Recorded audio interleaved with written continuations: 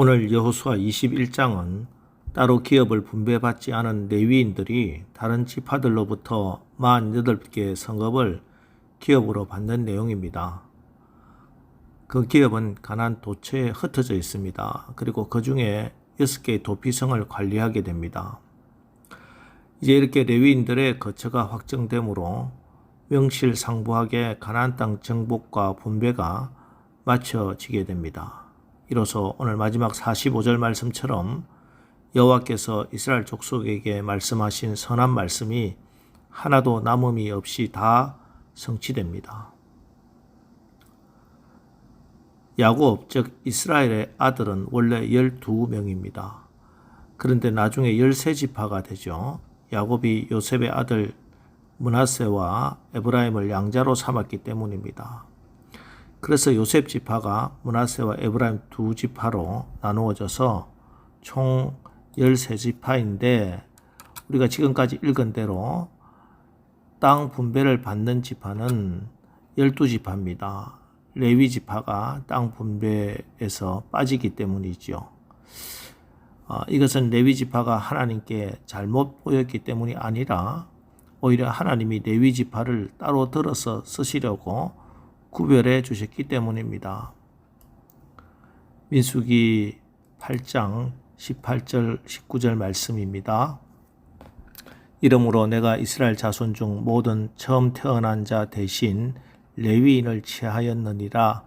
내가 이스라엘 자손 중에서 레위인을 취하여 그들을 아론과 그의 아들들에게 주어 그들로 회막에서 이스라엘 자손을 대신하여 봉사하게 하며 또 이스라엘 자손을 위하여 속죄하게 하였나니 이는 이스라엘 자손이 성소에 가까이 할 때 그들 중에 재앙이 없게 하려 하였음이니라. 자, 이처럼 하나님께서는 레위 자손들을 이스라엘 12지파 모두를 대신하여 회막에서 봉사하고 속죄하는 일로 그들을 구별해서 불러주셨습니다. 그러니 레위 지파는 한 곳에 모여서 살 수 없는 일이었습니다. 12지파가 분배받은 곳곳에 다 가서 예배를 인도하고 제사를 드리고 또 신앙을 전수하고 말씀을 가르치고 때로는 재판하는 일도 그들 레위 지파에게 주어진 사명입니다. 그래서 레위 지파의 세 자손, 그핫 자손, 게르손 자손, 무라리 자손 이 세 자손이 제비를 뽑아서 이스라엘 각처의 48개 성읍으로 흩어집니다. 이제 그들이 그곳에 가서 하나님의 뜻을 이루며 살도록 이스라엘을 지도하고 살아야 합니다. 이 레위 지파는 이 땅에 기업이 없습니다. 왜냐하면 여호수아 13장 33절 오직 레위 지파에게는 모세가 기업을 주지 아니하였으니 이는 그들에게 말씀하신 것과 같이 이스라엘 하나님 여호와께서 그들의 기업이 되심이었더라. 예, 그렇습니다. 이스라엘의 하나님 여호와께서 그들의 기업이십니다. 그래서 부름받은 레위인들, 제사장들은 어디든지 기쁜 마음으로 가야 합니다. 그렇습니다. 부름받은 레위 자손들은 하나님의 택함을 받은 거룩한 백성들이기 때문에 에브라임 산지든지 아니면 단 지파가 차지하고 있던 저 바닷가 지중해 해변가이든지 아니면 큰 도시든지 산골이든지 어디든지 하나님이 보내시는 곳이면 기쁜 마음으로 가야만 합니다. 하나님이 그들에게 사명을 주시고 택하여 주시고 분배한 그 땅에 가서 말씀 잘 가르치고 전수하고 율법을 전수하고 재판을 하면서 하나님 나라를 이루어야 합니다. 그러면 하나님이 그 땅을 지켜주십니다. 그런데 레위인들이 그 땅을 버리고 떠나가게 되면은 그 땅은 가나안 족속 이방인들이 침탈하고 이스라엘 백성들이 고난을 당합니다. 사사시대처럼. 저희 목사들이 신학교를 졸업하면서 또 목사 안수를 받으면서 꼭 부르는 찬송이 있지요.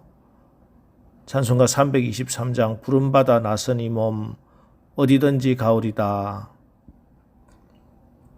특히 2절에 아골 골짝 빈들에도 복음 들고 가오리다.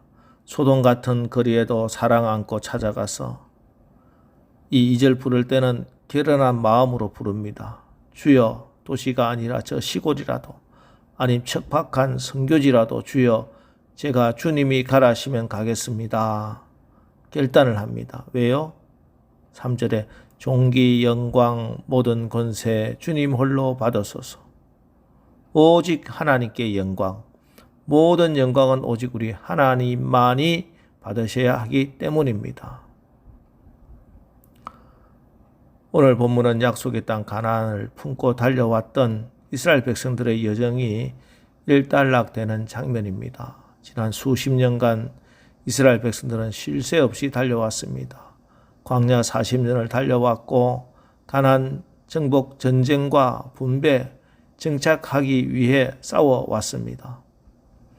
그리고 이제 하나님의 질서와 섭리 가운데 전쟁은 그치고 평화로운 상태로 접어들게 됩니다. 안식이 있고 사방의 평화가 이루어졌으며 완전한 승리가 이루어졌습니다. 그런데 오늘 본문을 보면은 축제 분위기, 자축 분위기, 서로 공로를 인정하고 세워주는 행사들 보이지 않습니다. 지도자 여호수아의 업적 기리는 행사도 없습니다. 믿음의 사람 갈렙의 치적을 축하하는 자리도 없습니다. 모세를 기념하는 말도 들리지 않습니다.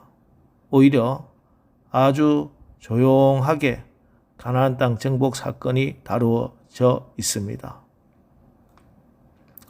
그러면서 43절에서 45절까지 오직 한 분의 이름이 계속 등장합니다. 43절 여호와께서 다 주셨다. 44절 여호와께서 그들의 주위에 안식을 주셨다. 여호와께서 그들의 모든 원수를 그들의 손에 넘겨주셨다. 45절에 여호와께서 말씀하신 선한 말씀이 하나도 남김이 없이 다 응하였더라. 계속 등장하는 한 분 누구십니까? 바로 하나님, 여호와 하나님이십니다. 하나님이 다 이루셨습니다.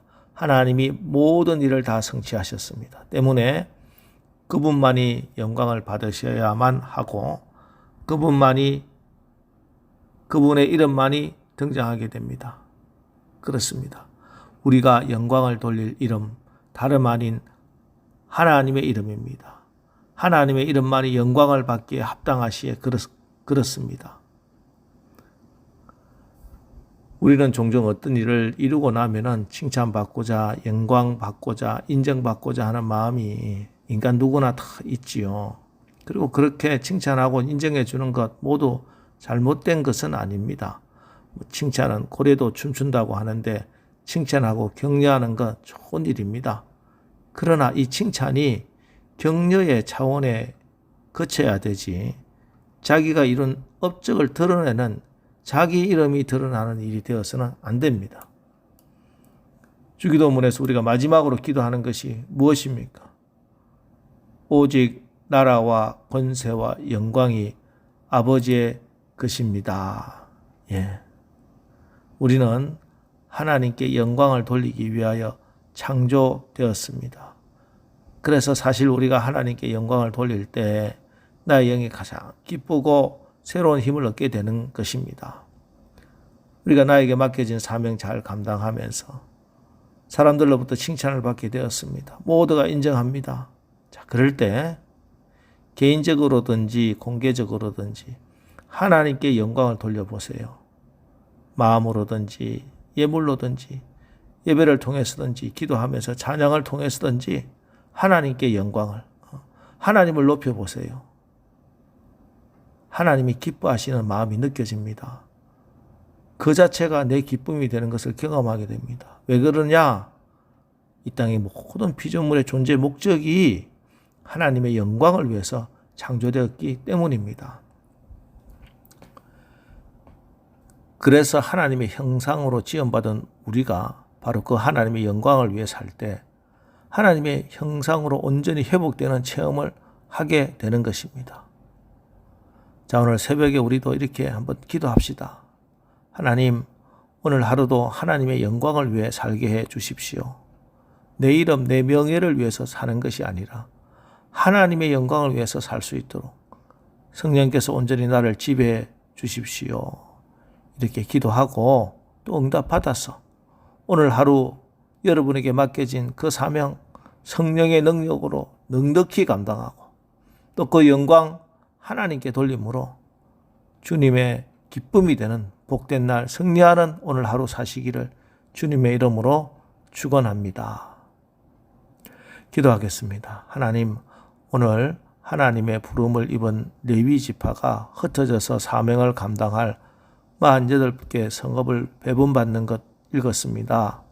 하나님, 오늘 말씀을 붙들고 기도하면서 나는 하나님께 어떤 보냄의 사명을 받았는지, 나는 하나님께 어떤 거룩한 사명을 받았는지 깨닫게 하여 주시고 또 하나님의 명령에 온전히 순종함으로 하나님이 주신 거룩한 사명 하나도 흐트러짐 없이 잘 수행하여 오늘 하루 오직 하나님의 영광을 드러내는 우리의 삶, 우리의 삶의 현장들 되게 하옵소서. 예수님의 이름으로 기도합니다. 아멘. 자, 이제 오늘 하루도 우리가 나를 보내신 그곳에서 사명 잘 감당하여 하나님께 영광 돌리는 승리하는 하루를 살게 하옵소서. 오늘 말씀을 기억하면서 우리 기도하고 나가겠습니다. 우리 기도하겠습니다.